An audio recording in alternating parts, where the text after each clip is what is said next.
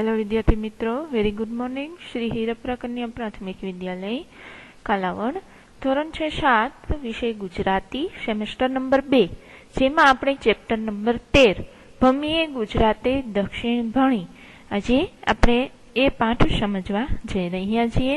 સૌપ્રથમ વિદ્યાર્થી મિત્રો તમને હું એ કહીશ કે તમારું પાઠ્યપુસ્તક અવશ્ય તમારી પાસે ખુલ્લું રાખો જેથી કરીને આ પાઠની અંદર ઘણા એવા અટપટા શબ્દનો પ્રયોગ કરેલો છે જેથી કરી અને આપણે તેને સારી રીતે સમજી શકીએ। તો પેલા સૌપ્રથમ એ સમજશું કે આ પાઠનો પ્રકાર છે એક પ્રવાસ લેખન। આપણે ઘણા પ્રકારના પાઠો જોયા। ધોરણ 6 ની અંદર પણ આપણે એક પ્રવાસ લેખન જોયેલું જેનું નામ સાગરકાંઠાનો પ્રવાસ, જે સાગરકાંઠાના પ્રવાસ વિશે આપણે માહિતી મેળવી હતી। તો અહીં આપણે ગુજરાતમાં ભમવાનું છે દક્ષિણ તરફ, તો એ વિશેનો એક સરસ મજાનો પ્રવાસ લેખન પાઠ આપણને અહીં લેખકે આપેલો છે। લેખકની માહિતી મેળવી લઈએ। લેખકનું નામ છે ચંદ્રવદનજી મહેતા। જન્મ 1901, અવસાન 1991। હવે સૌપ્રથમ આપણે લેખક વિશે થોડીક માહિતી મેળવી લઈએ। ચંદ્રવદનજી મહેતાનો જન્મ સુરતમાં થયેલો। તેમણે આકાશવાણી રેડિયો સાથે સંકળાયેલા હતા। આકાશવાણી એટલે કે વાતાવરણ વિશેની જે કાંઈ માહિતી આપતું સમાચાર, અને રેડિયો સાથે તે સંકળાયેલા હતા, એટલે કે રેડિયાની અંદર તે આવી રીતના સમાચારમાં તેઓ હતા। પોતાની આગમી ગદ્ય શૈલીને કારણે આપણા સાહિત્યમાં તે ખૂબ જ જાણીતા હતા। સરળ ભાષા શૈલી વાપરવી અને તેમના લેખનનું આકર્ષણ હતું। જે કાંઈ લેખન કરે તેમાં સરસ મજાની સરળ ભાષા તેઓ વાપરતા હતા। એમણે કવિતા, નાટક, વિવેચન, આત્મચરિત્ર, અનુવાદ વગેરે ક્ષેત્રોની અંદર સારું એવું પ્રદાન કર્યું છે। ભમીએ ગુજરાતે ન વાટે ન રેલ પાટે, બાંધ ગઠરિયા અને છોડ ગઠરિયા એ એમના પ્રવાસ વિષયક લેખોનો સંગ્રહ છે। એટલે કે તેમને આટલા બધા પ્રવાસ લેખન વિશેના સંગ્રહો પણ આપેલા છે, જેમાં વિષય શું હોય? પ્રવાસનો। તો હવે જોઈએ આપણે કે આ લેખનની અંદર આપણને શું કહેવામાં આવ્યું છે।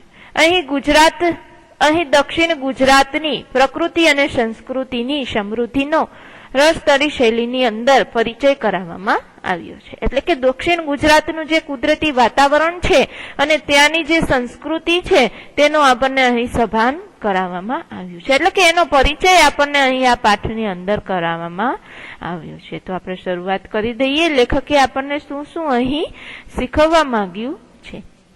સરસ મજાની ખુશનુમા સવાર છે। વિદ્યાર્થી મિત્રો, હજી એક વખત કહીશ, તમારું પાઠ્યપુસ્તક અવશ્ય ખુલ્લું રાખજો। સરસ મજાની રમણીય સવાર છે। આપણે સાગરકાંઠો નહીં છોડીએ, એટલે કે આપણે સાગરકાંઠાનો જે એક વિસ્તાર છે તે જ જોવા માટે આગળ વધીએ। દરિયો અહીં પોતાનું ભારે શિંગડું ગુજરાતમાં ભરાવવા ફાફા મારે છે અને ઊંચે ખંભાત બાજુ ભોંકે છે।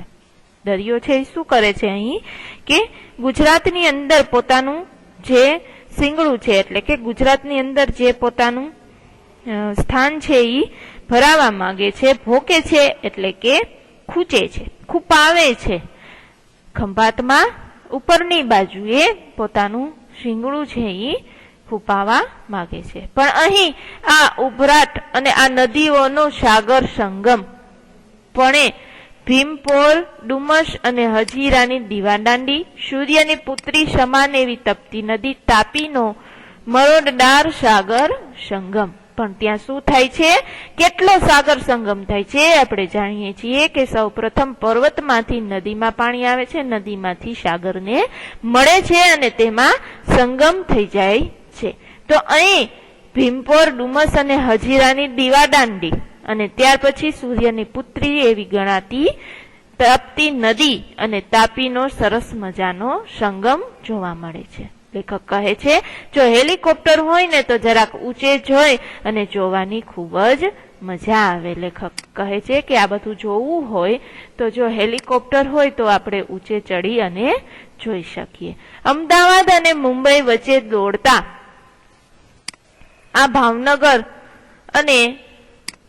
ભાવનગર જતા વિમાનમાંથી આ પડખું ભારે ચિત્રાત્મક લાગે છે। બંધ જાય તો જોજો કદી એટલે કે ક્યારેક જો તમારે જવાનું થાય તો તમે ક્યારેક જોજો. શું જોવાનું કે છે તો કે અમદાવાદ અને મુંબઈની વચ્ચે દોડતો અથવા તો ભાવનગર જતા વિમાનમાંથી આ આપણે સરસ જોઈ શકીએ છીએ. એટલે ક્યારેક પણ જો તમારે જવાનું થાય તો તમે જોજો, લેખક આપણને કહે છે.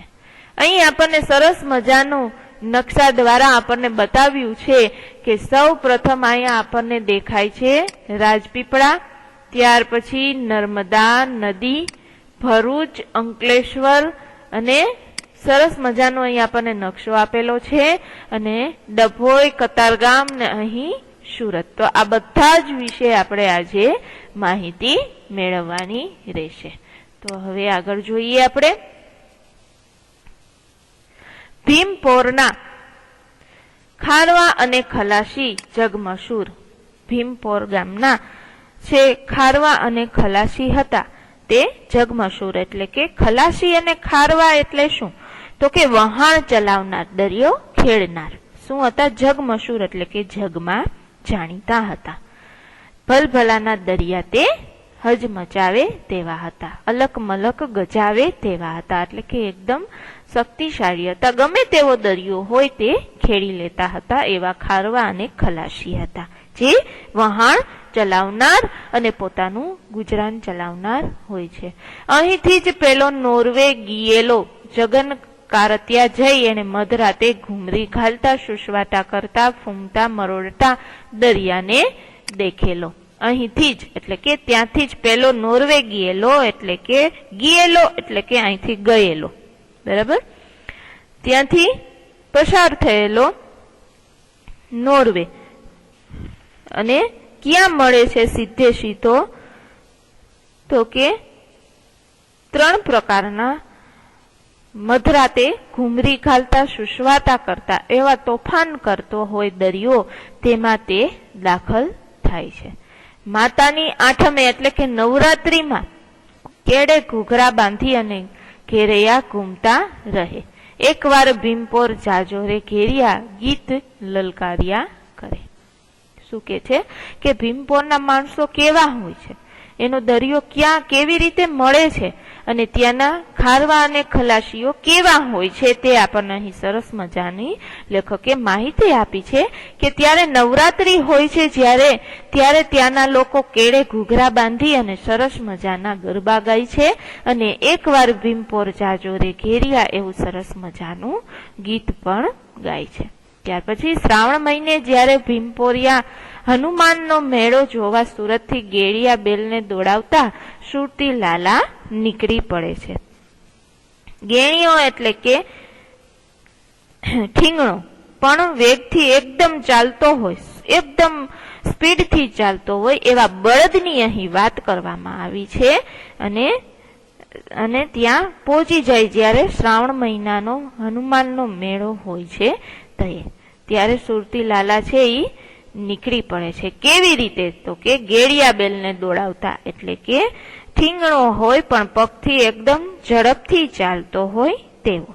ઘેરિયા એટલે કે ઘેરૈયા કે જે હોડી ઠેલવા માટે નીકળેલા હોય તે માણસો, તેને એકવાર ભીમપોર જાજો એવું આમંત્રણ આપે છે.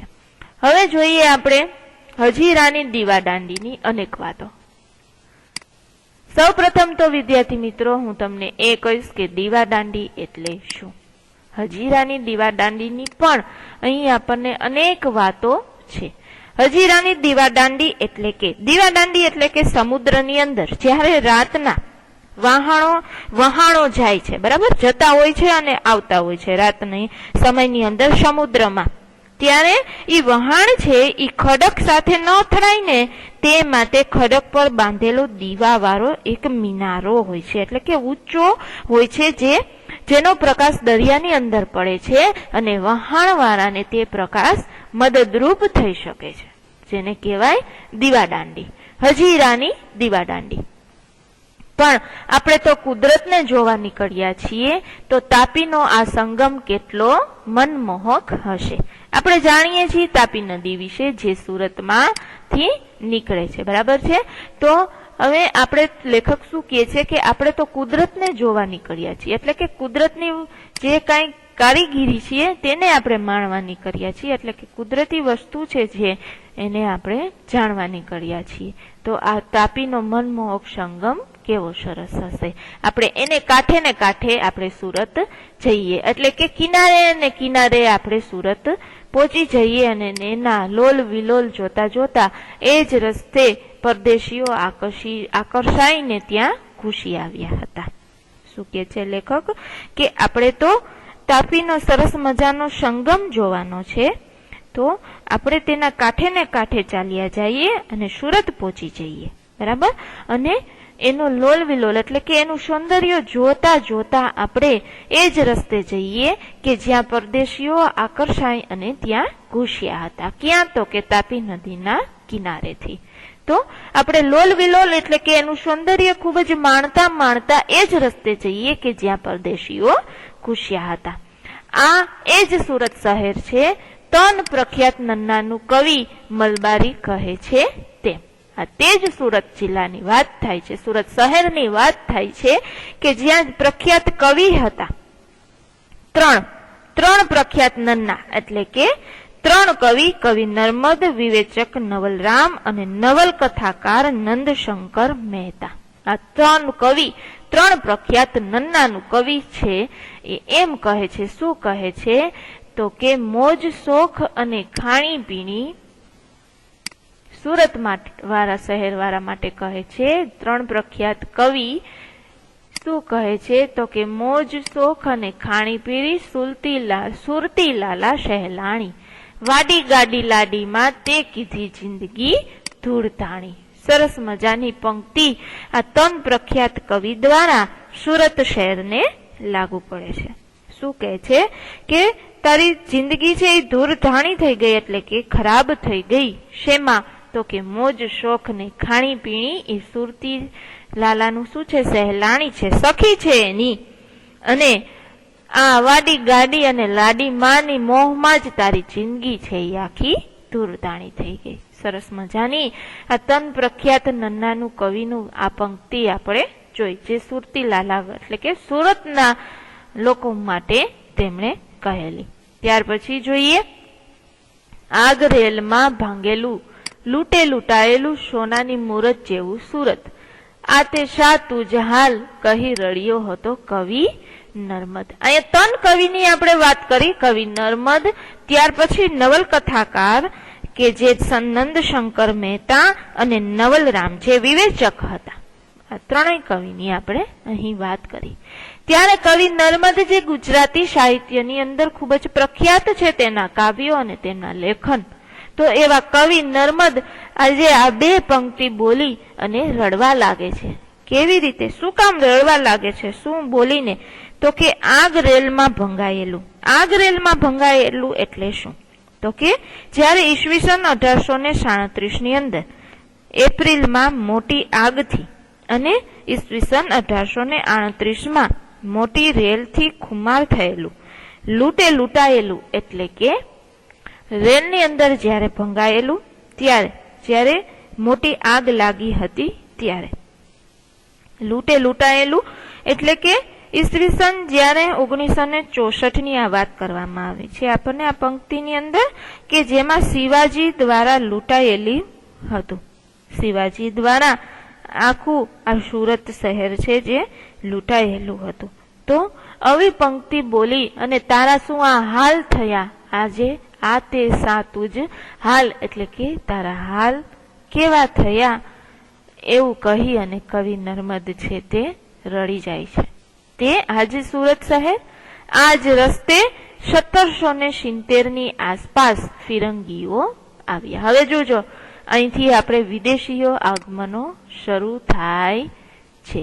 ઈસવીસન 1770 ની અંદર એ જ રસ્તે, સુરતના જ રસ્તે સૌ પ્રથમ ફિરંગીઓ પહોંચી જાય છે. ફિરંગીઓ એટલે કે ફ્રાન્સના વતની, બરાબર. પછી ઈસવીસન 1608 થી લઈ અને 12 માં અંગ્રેજો આવી ગયા. એની પાછળ વલંદાઓ પણ આવ્યા અને બાકી હતું તો ઈસવીસન 1642 ની અંદર ફરાસીઓએ પણ પોતાની કોઠી સુરતમાં સ્થાપી. આટલા લોકો આટલા ઈસવીસન ગાળાની અંદર આપણે ત્યાં સુરત શહેરની અંદરથી પ્રવેશ્યા. બરાબર. અંગ્રેજો આવ્યા, સૌ પ્રથમ ફિરંગીઓ આવ્યા, તેની પાછળ પાછળ અંગ્રેજો આવ્યા અને એની પાછળ પાછળ છે તે વલંદાઓ આવ્યા. વલંદા એટલે કે હોલેન્ડના વતની, જેને આપણે ડચ કહીએ. હોલેન્ડના વતની વલંદાઓ. હવે એ લોકો એક પછી એક એકબીજાની પાછળ પાછળ આવતા ગયા. ત્યાર પછી ફરાન્સિયાઓ આવ્યા, જે ફ્રાન્સના વતની હતા, ફ્રેન્ચ લોકો જેને કહીએ તે. તેમણે પોતાની કોઠી છે એ સુરત શહેરની અંદર જમાવી દીધી. ત્યાર પછી તેમણે પોતાની છે તે કોઠી સુરતમાં સ્થાપી. પોતાની કોઠી સુરતમાં સ્થાપવી એટલે કે વેપારની પેઢી છે તે સુરતમાં ચાલુ કરી દીધી. કોઠી સ્થાપવી એટલે કે વેપાર ચાલુ કરી દેવો. હજી એ ઇમારતો આપણને જોવા મળે છે. કઈ ઇમારતો? કે જ્યાં આ લોકો વિદેશીઓ આવી અને પોતાનું કોઠી સ્થાપી હતી તે ઇમારતો આપણને જોવા મળે છે. ત્યાર પછી જોઈએ એ માહો માહે લડિયા. માહો માહે એટલે કે અંદરો અંદર લડિયા. એની ગોળીબારની નિશાનીઓ પણ હજુ દેખાય છે. ભારતે કિનારે તાપી કાંઠે પહેલી નેવલ વોર એ પરદેશીઓએ કરી. સૌ પ્રથમ તાપીના કાંઠે આ લોકો આવ્યા અને તેમણે પોતાનું છે એ ચાક ધમાવવાની શરૂઆત કરી દીધી. ત્યાર પછી જોઈએ આપણે હતાશ થઈ ગયા એ પણ ખરું. રાત આ નિરાશાના અંધકારમાં જ વિતાડીને આપણે કાઢીશું. આટલી બધી વાતો કરી એટલે પછી લેખકને બધા નિરાશ થઈ જાય છે અને એ નિરાશને અંધકારામાં જ વિતાડીને પાછા બહાર આવે છે. એક રાત એમ પણ હોય, તાપી કાંઠે કિલ્લો છે. બરાબર. અકબરે અહીં પડાવ નાખ્યો. તો તાપીની કાંઠે એક કિલ્લો જોવા મળે છે. જે વિદ્યાર્થી મિત્રો સુરત શહેરનો આ તાપી કાંઠાથી પરિચિત હશે તેમને આ બધી જ વાતચીત તરત જ મગજમાં બેસી જશે કે ત્યાં તાપી કાંઠે કિલ્લો આવેલો છે જ્યાં અકબરે પડાવ નાખ્યો હતો, પોતાનો મુકામ કર્યો હતો. જહાંગીર આવ્યો હતો અને ઔરંગઝેબે આ પાસેના લાકડી પુલ આગળ જહાજમાં બેસી અને મકે હજ કરવા, જે હજ પડવા જે લોકો જાય છે તે કરવા ગયો હતો. ક્યાં? તો કે પુલ ઉપર, પુલ આગળ જહાજમાં બેસીને. તો રાજા મહારાજાઓએ પણ અહીં પડાવ નાખેલો આપણે જોઈએ છીએ. ત્યાર પછી જોઈએ હવે આગળ. રાત વીતી ગઈ છે, સવારનો સમય હવે થઈ ગયો છે અને પાછા લેખક છે તે પ્રવાસ માટે ચાલે છે. હવે દ્રશ્ય નંબર 2 આપણે અહીંથી જોશું. તો શરૂઆત કરીએ દ્રશ્ય નંબર 2. બરાબર. ચાલો ઉઠો, ઉગતા સૂર્યને નમસ્કાર કરો. આપણે તો નદી કાંઠે જ ઘૂમીશું. શહેર તો ઘણા જોયા અને જોઈશું અને આવી રોનક તો હવે રહી નથી. જોઈ અને જીવ બળે છે. ચાલો કતાર ગામના રસ્તે. અશ્વિની કુમાર છે તો સ્મશાન કાંઠે પણ રળિયામણો છે. પછી વરાછા, આગળ કામરેજ, માંડવી અતિ પ્રાચીન શહેરો જોવા મળે. આગળ જોઈશું તો અહીં આપણને હરિપુરા જોવા મળશે. એની પાસે બારડોલી, એક હિન્દી કવિ કહે છે તેમ એ ભારતનું થર્મોપોલી. સરસ મજાનો હવે સૂર્ય ઉગે છે, સૂર્યને નમસ્કાર કરે છે અને લેખક કહે છે કે આપણે તો નદીના કાંઠે જ ઘૂમીશું. બરાબર છે. હવે શહેરો તો ઘણા જોયા અને પણ જોઈશું પણ ખરા, પણ આવી રોનક હવે ક્યાંય રહી નથી. જોઈ અને આપણો જીવ બળે છે. કતાર ગામની અંદર જાય છે અને ત્યાર પછી અશ્વિની કુમાર છે જે સુરતનો એક વિસ્તાર છે તેની આપણને અહીં વાત કરેલી છે કે ત્યાંનો સ્મશાન કાંઠો પણ ખૂબ જ સરસ છે. ત્યાર પછી આગળ વરાછા અને કામરેજ અને ત્યાર પછી આવે છે માંડવી, જે અતિ પ્રાચીન, ખૂબ જ પ્રાચીન શહેરો છે. ત્યાંથી લેખક આગળ જાય છે અને હરિપુરા અને એની પાસે બારડોલી, ત્યાં સુધી લેખક પહોંચે છે. અને એક હિન્દી કવિ છે તેમણે ભારતનું થર્મોપોલી કહ્યું છે. કેને? તો કે થર્મોપોલી એટલે શું? તો કે ગ્રીકવાસીઓ પર ઈરાનીઓએ આક્રમણ કરેલું. ત્યારે લોકશાહીના રક્ષણ માટે ગ્રીકો વતી લિયોનાર્ડિસે ગરમ પાણીના ઝરણાવાળા એક સાંકડા મશહૂર મેદાન ઉભા કર્યા, જેમાં ઉગ્ર લડત આપી હતી. તો આને કહેવાય થર્મોપોલી. થર્મોપોલી એટલે શું? તો કે ગ્રીકવાસીઓને ઈરાનીઓ જ્યારે આક્રમણ કર્યું ત્યારે આપણા લોકશાહીના રક્ષણ માટે ગ્રીકો વતી લિયોનીડાસે ગરમ પાણીના સરસ મજાના એવા જરાવાળા સાંકડા મશહૂર મેદાનમાં ઉગ્ર લડત કરી હતી. ગરમ પાણીના મેદાનની અંદર તેમણે ખૂબ ઉગ્ર લડત કરી હતી, જેને ભારતનું થર્મોપોલી કહે છે. બસ એમ જાણતા જ હતા કે સુરત રેલ પાટા ઉપર આવ્યું છે, તો શા માટે આટલું એ શહેર માટે લખ્યું? ભાઈ લખ્યું, લખાઈ ગયું. એક ભાંગેલા તૂટેલા ગામ માટે લખ્યું. લેખક સરસ મજાનું કહે છે કે સુરત શહેર તો એક રેલ પાટા ઉપર જ આવેલું છે, છતાં પણ તેના માટે આટલું શું કામે લખ્યું? તો કે લખાઈ ગયું એક ભાંગેલ તૂટેલ ગામ માટે. એમાં આવડો બળાપો શા માટે? એટલે કે આમાં એટલું બધું બળાપો શું કામે? હવે વિદ્યાર્થી મિત્રો, અહીંથી આપણે આપણા આ લેક્ચરને અટકાવીએ અને ત્યાર પછી આગળનો લેક્ચર તે આના પછીના લેક્ચરની અંદર આપણે પાઠ સમજશું. Thank you.